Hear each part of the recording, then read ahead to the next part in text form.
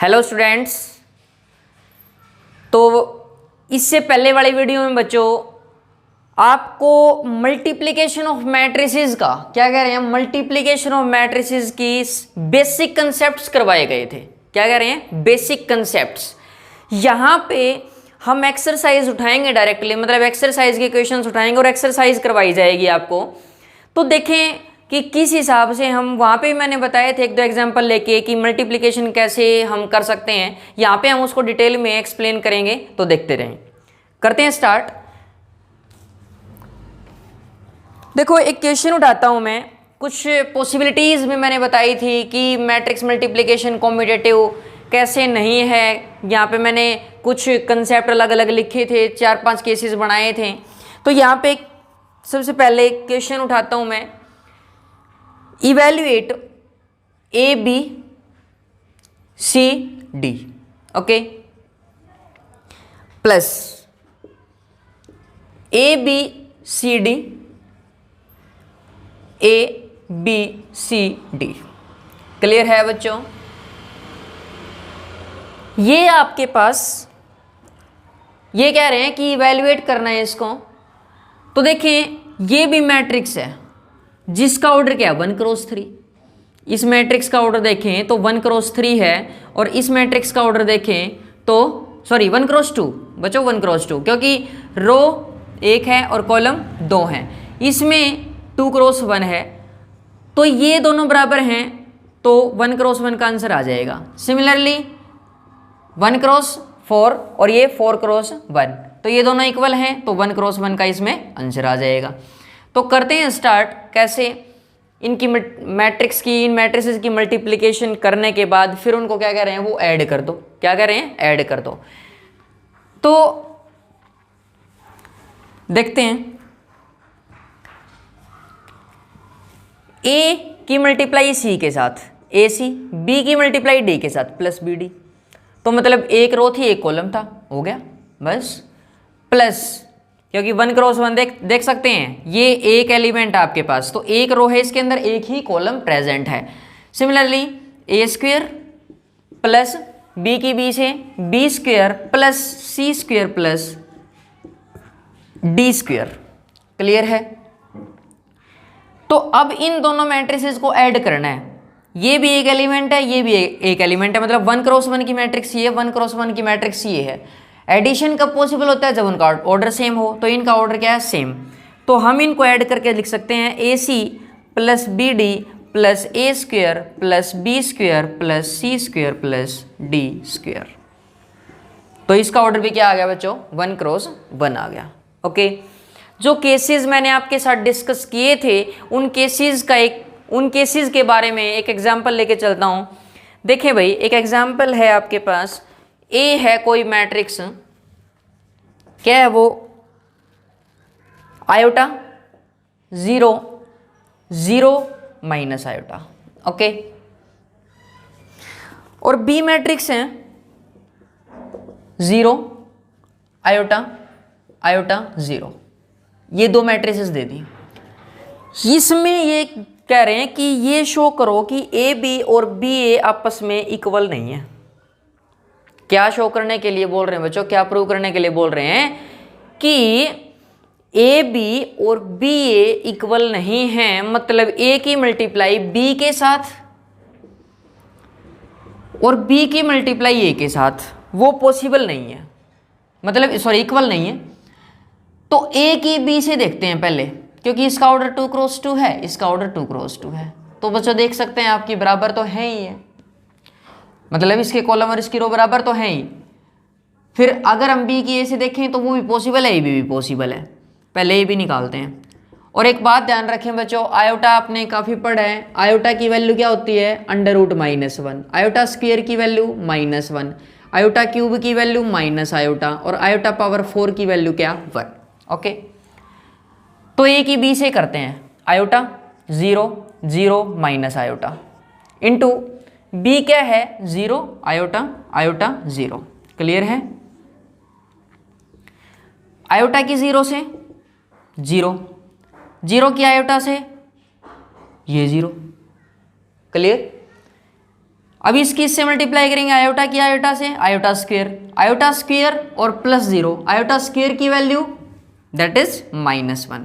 Okay, 0 की 0 से 0, iota की माइनस आयोटा की आयोटा से माइनस आयोटा स्क्वेयर की वैल्यू -1, माइनस माइनस +1। क्लियर, ये 0 तो ये हो गया 0, तो 0 + 0 क्या हो गया 0। तो a की b से मल्टीप्लाई की वो तो आ गई ये बड़ी। ठीक है, अब b की a से करते हैं, b की मल्टीप्लाई a से करेंगे तो b मैट्रिक्स पहले लिख लें 0 आयोटा 0, और a मैट्रिक्स बाद में लिख लें, और वो मैट्रिक्स क्या है iota 0 0 minus iota. Okay, is equal to ये 0 तो यहाँ पे 0।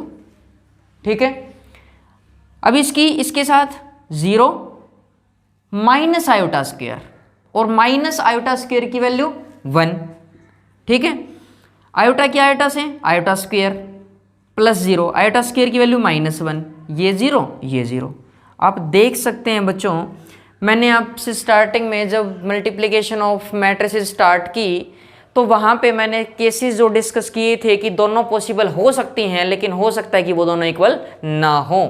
तो यहाँ पे वही केस हो गया कि दोनों मैट्रिसेस की मल्टीप्लिकेशन तो पॉसिबल है, मतलब a की b से मल्टीप्लिकेशन पॉसिबल है, b की a से पॉसिबल है, but these are not equal. देख सकते हैं बच्चों, ये तो ठीक है 0 0 है, बट यहाँ पे -1 है, यहाँ पे 1 है, यहाँ पे 1 है, और यहाँ पे -1 है।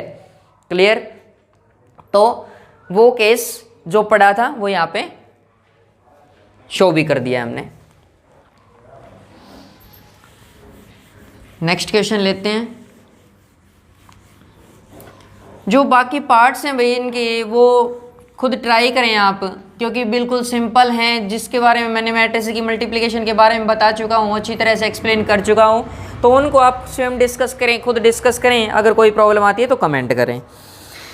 तो फोर्थ क्वेश्चन भी ट्राई करें, जिसमें ए बी सी 3 मैट्रिसेस आपको गिवन है, उसमें दे रखा है, मतलब डिस्ट्रीब्यूटिविटी का कंसेप्ट दे दिया। मैंने बताया था आपको, ये बोल रहे हैं कि a इंटू बी प्लस सी को शो करो, वेरीफाई करो, ए बी प्लस ए सी होगा। तो आप कर सकते हैं, पहले लेफ्ट साइड उठाएं, लेफ्ट साइड में बी और सी को ऐड करके उसकी ए के साथ मल्टीप्लाई, मतलब पहले ए रखें और फिर बी और सी का सम। राइट साइड में पहले ए की बी से मल्टीप्लाई कर दें और ए की सी से मल्टीप्लाई कर दें, और फिर दोनों का क्या कर दें बच्चों, ऐड कर दें। क्लियर है। तो अब हम एक क्वेश्चन उठाते हैं 3 - 4। इस मैथ के अंदर जो हमारा क्वेश्चन है वो है 7th 3 - 4 1 2 into x Y. Clear है बच्चों, इज इक्वल टू 3 11। तो करते हैं स्टार्ट। क्या करें, एक्स और वाई की वैल्यूज फाइंड आउट करें। जैसे ही हम एक्स और वाई की वैल्यूज फाइंड आउट करेंगे तो क्या करना पड़ेगा पहले इन दोनों मैट्रिसेस की मल्टीप्लिकेशन। तो मल्टीप्लिकेशन करने के लिए इसका ऑर्डर क्या है 2 क्रॉस 2, इसका ऑर्डर क्या है 2 क्रॉस 1। तो देख सकते हैं मल्टीप्लिकेशन तो पॉसिबल होगी क्योंकि ये दोनों बराबर हैं। तो डायरेक्ट हम मल्टीप्लिकेशन करते हैं 3x - 4y, 3x - 4y, x + 2y, x + 2y is equal to 3 11, 3 11। पहले वाले को मतलब कोरस्पॉन्डिंग एलिमेंट्स, ये दोनों मैट्रिसेस इक्वल हैं, तो कोरस्पॉन्डिंग एलिमेंट्स को क्या कर सकते हैं, इक्वेट कर सकते हैं। इक्वल रखेंगे तो 3x - 4y की वैल्यू 3 आ गई और x + 2y की वैल्यू 11 आ गई। तो इन दोनों मैट्रिसेस को सॉल्व करके आप x और y की वैल्यूज आसानी से फाइंड आउट कर सकते हैं। क्लियर है। अब नेक्स्ट क्वेश्चन उठाते हैं बच्चों। क्वेश्चन है without using the concept of inverse, inverse का कंसेप्ट यूज किए बगैर solve the matrix 5 4, solve the matrix equation 5 4 1 1 into x is equal to 1 - 2 1 3। ठीक है। अब इन्होंने एक बात और बोल दी कि where x is a 2 cross 2 matrix. क्या बोल दिया बच्चों, where x is a 2 cross 2 matrix. अगर बाई चांस ये चीज़ आपको गिवन नहीं होती, अगर ये चीज़ आपको गिवन नहीं होती कि x 2 क्रॉस 2 मैट्रिक्स है, तो हम उसको फाइंड आउट भी कर सकते हैं। तो आप देखें, मैं बता रहा हूँ आपको, इस मैट्रिक्स का ऑर्डर देखें क्या है 2 क्रॉस 2, एक्स का ऑर्डर हमें नहीं पता, लिख लिया एज इट इज, ब्लैंक छोड़ दिया उसको। ये क्या है, इसका ऑर्डर क्या है, 2 क्रॉस 2। क्लियर है। तो देखते हैं, इस मैट्रिक्स की एक्स के साथ मल्टीप्लाई करके उसने कुछ आंसर दिया है, उसका ऑर्डर 2 क्रॉस 2 है। तो जब इस मैट्रिक्स की एक्स के साथ मल्टीप्लाई हुई बच्चों, तो मल्टीप्लिकेशन कब हुई होगी, जब इसके कॉलम और उसकी रो बराबर हुई होंगी। तो इसके अंदर 2 कॉलम है तो इसकी 2 ही रो होंगी, ठीक है। इनटू रो तो पता चल गई, लेकिन अब कॉलम नहीं पता लगा हमें। इन दोनों को छोड़ के इसका और इसका आंसर आता है, मतलब 2 क्रॉस जो यहाँ पे है हमें नहीं पता, उसका आंसर आता है। तो ये वाला 2 तो ये आ गया, इसके कॉलम ये होंगे तो ये आ गया 2 क्रॉस 2। तो X is a 2 cross 2 matrix. Okay, clear है बच्चों। अब X को 2 क्रॉस 2 मैट्रिक्स मानना है और कंसेप्ट इनवर्स का यूज किए बगैर हमें ये फाइंड आउट करना है। तो सीधी सी बात है, एक बात ध्यान रखें कि मैंने अभी तक आपके साथ डिस्कस नहीं किया है इनवर्स के बारे में, तो मैं वहाँ पे बाद में डिस्कस करूँगा। तो यहाँ पे हम डायरेक्टली इसी कंसेप्ट से लेके चलते हैं इसको 5 4 1 1। तो क्या करें, X को एक 2 क्रॉस 2 मैट्रिक्स सेलेक्ट कर लेते हैं और वो क्या लेट कर ले हमने, A B C D। Okay, A B C D X ले ली ये वाली, यहाँ पे 1 -2 1 3, ठीक है। इसकी मल्टीप्लाई इसके साथ 5A + 4C, 5A + 4C, 5B + 4D,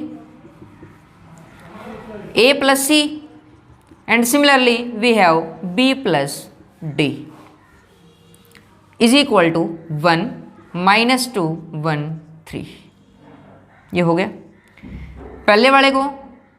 पहले वाले के साथ मतलब कॉरस्पॉन्डिंग एलिमेंट्स को इक्वेट कर देंगे।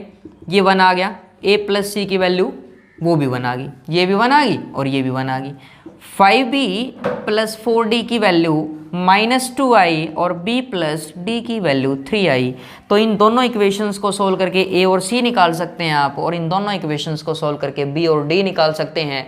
A C B D की वैल्यू आने के बाद यहाँ पे पुट आउट कर दें, A की रख दें, B की रख दें, C की D की, सारी वैल्यूज जैसे ही रख देंगे तो वहां से रिक्वायर्ड मैट्रिक्स आ जाएगी आपके पास। क्या आ जाएगी बच्चों, रिक्वायर्ड मैट्रिक्स, मतलब जो मैट्रिक्स हमें लेके आनी, तो जो मैट्रिक्स हमें चाहिए थी वो मैट्रिक्स आपके पास यहाँ पे क्या होगी, प्रेजेंट होगी। क्लियर। तो देखें इसी तरह से एक क्वेश्चन और है,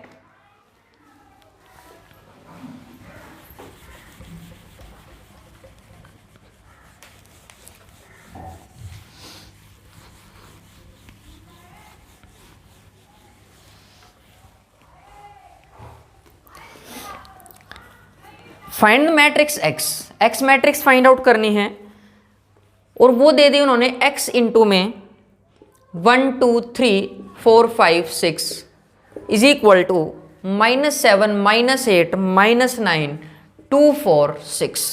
ओके, ये है भाई आपके पास x फाइंड आउट करनी है। तो ध्यान से सुने भाई, यहां पे भी अब एक बात सुने, वहां पे तो चलो x का ऑर्डर उन्होंने 2 क्रॉस 2 दे दिया था। अब मैंने आपको वहां पे यही बात बताई थी, अगर बाई चांस आपको ऑर्डर नहीं दे रखा हो तो फिर क्या करेंगे, कैसे उसको सोल्व करेंगे।